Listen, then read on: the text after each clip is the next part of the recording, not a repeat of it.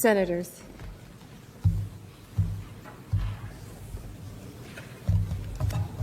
members of the Senate, when the House managers gave you their presentation, when they submitted their brief, they repeatedly referenced Hunter Biden and Burisma. They spoke to you for over 21 hours, and they referenced Biden or Burisma over 400 times. And when they gave these presentations, they said there was nothing to see. It was a sham. This is fiction. In their trial memorandum, the House managers described this as baseless. Now, why did they say that? Why did they invoke Biden or Burisma over 400 times? The reason they needed to do that is because they are here saying that the president must be impeached and removed from office for raising a concern. And that's why we have to talk about this today. They say sham, they say baseless, because they say this because if it's okay for someone to say, hey, you know what? Maybe there's something here worth raising, then their case crumbles. Because they have to prove beyond a reasonable doubt that there is no basis to raise this concern. But that's not what public records show. Here are just a few of the public sources that flagged questions surrounding this very same issue. The United Kingdom Serious Fraud Office, Deputy Assistant Secretary of State George Kent, Hunter Biden's former business associate, an ABC White House reporter, Good Morning America, ABC, The Washington Post, The New York Times, Ukrainian law enforcement, and the Obama State Department itself. They all raised this issue. We would prefer not to be talking about this. We would prefer not to be discussing this. But the House managers have placed this squarely at issue, so we must address it. Let's look at the facts. In early 2014, Joe Biden, our Vice President of the United States, led the United States foreign policy in Ukraine with the goal of rooting out corruption. According to an annual study published by Transparency International, during this time, Ukraine was one of the most corrupt countries in the entire world. In Ukraine, there's a natural gas company called Burisma. Burisma has been owned by an oligarch named Mykola Zlochevsky.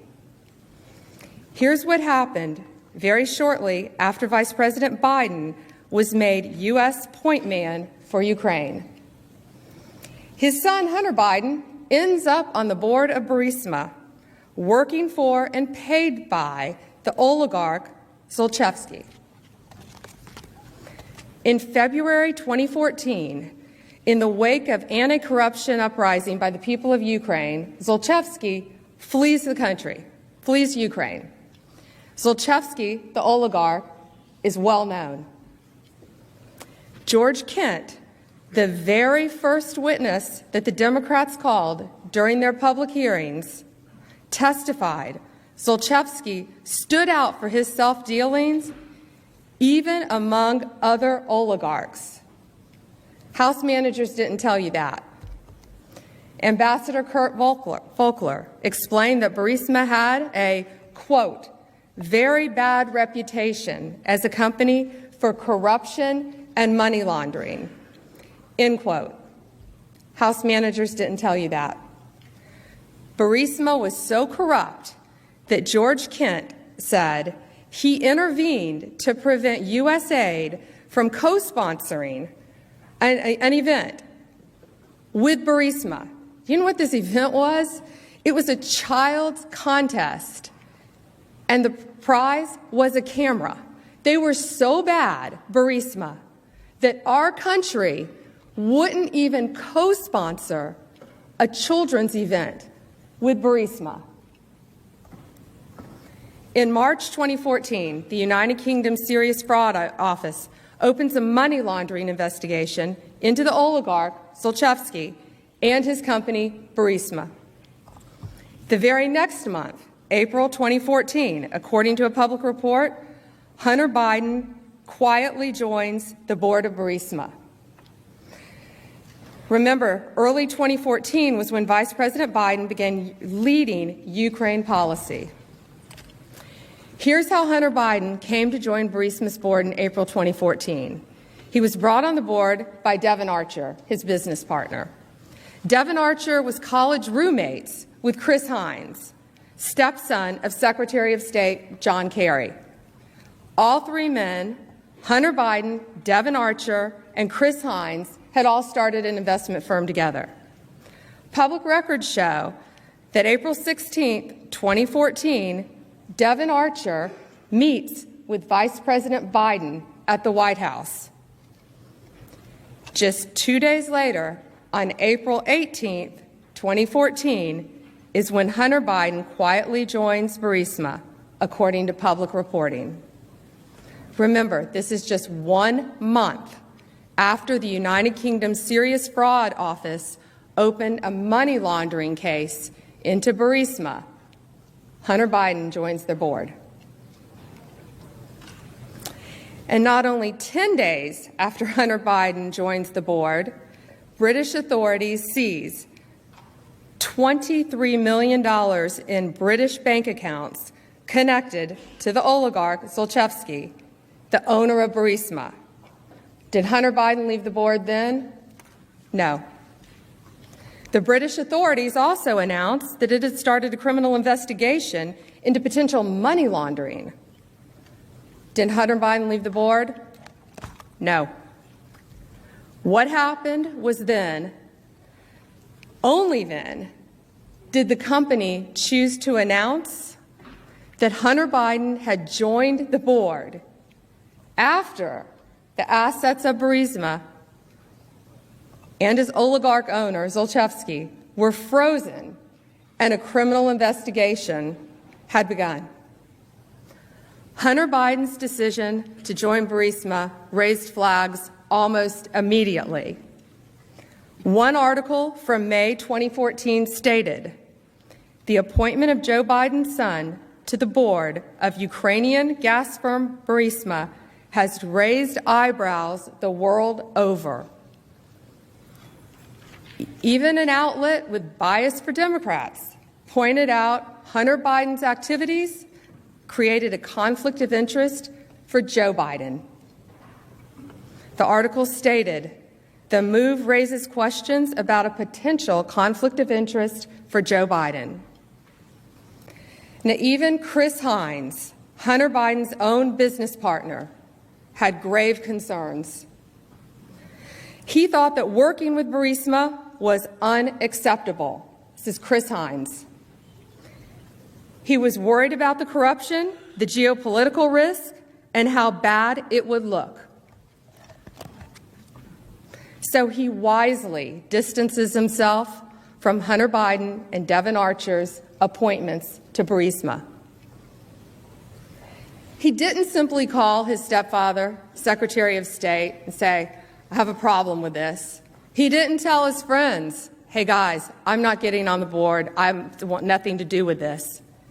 He went so far as to send an email to senior State Department officials about this issue. This is Chris Hines. He wrote, "Apparently, Devon and Hunter have joined the board of Burisma, and a press release went out today. I can't speak to why they decided to, but there is no investment by our firm in their company." What did Hunter Biden do? He stayed on the board. What did Chris Hines do? He subsequently stopped doing business with his college roommate, Devon Archer, and his friend, Hunter Biden.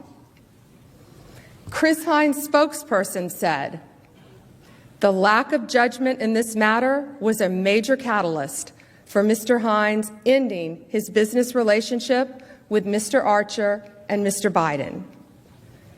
Now, the media also noticed. The same day, an ABC News reporter asked Obama White House Press Secretary Jay Carney about it. Here's what happened. Hunter Biden has now taken a position with the largest oil and gas company, holding company in Ukraine. Is there any concern about at least the appearance of a conflict there? See the vice president. I would refer you to the vice president's office. I saw those reports. Hunter Biden and other members of the Biden family are obviously private citizens, and where they work is not does not reflect an endorsement by the administration or by the vice president or president. But I would refer you to the vice president's office. The next day, the Washington Post ran a story about it. It said, the appointment of the vice president's son to a Ukrainian oil board looks nepotistic at best, nefarious at worst. Again, the appointment of the vice president's son to a Ukrainian oil board looks nepotistic at best, nefarious at worst. And the media didn't stop asking questions here. It kept going. Here's ABC. You have to fight the cancer of corruption. But then something strange happened.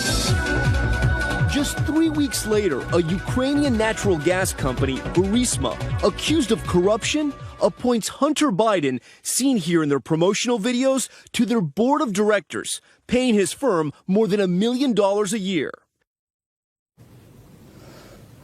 Here's more from ABC. Continued on. And Ukraine wasn't the only country where Hunter Biden's business and his father's diplomacy as vice president intersected.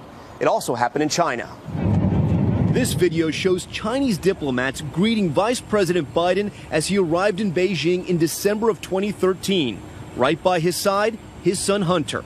Less than 2 weeks later, Hunter's firm had new business, creating an investment fund in China involving the government-controlled Bank of China. With reports, they hope to raise $1.5 billion. In fact, every witness who was asked about Hunter Biden's involvement with Burisma agreed there was a potential appearance of a conflict of interest. Multiple House Democrat witnesses, including those from the Department of State, the National Security Council, and others, unanimously testified there was a potential appearance of a conflict of interest. These were their witnesses. How much money did Hunter Biden get for being on the board? Well, you start looking at his bank records. According to reports, between April 2014 and October 2015, Burisma paid more than $3.1 million to Devon Archer and Hunter Biden. That's over the course of a year and a half. How do we know this? Some of Devon Archer's bank records were disclosed during an unrelated federal criminal case having nothing to do with Hunter Biden. These bank records show 17 months that Burisma wired two payments of $83,333, not just for 1 month, for 2 months, for 3 months, but for 17 months. According to Reuters, sources report that of the two payments of $83,333 each, one was for Hunter Biden and one Devon Archer. Now, Hunter Biden was paid significantly more than board members for major U.S. Fortune 100 companies, such as Goldman Sachs, Comcast, Citigroup. The typical board member of these Fortune 100 companies, we know they're titans of their industry, they're highly qualified, and as such, they're well compensated. Even so, Hunter Biden was paid significantly more.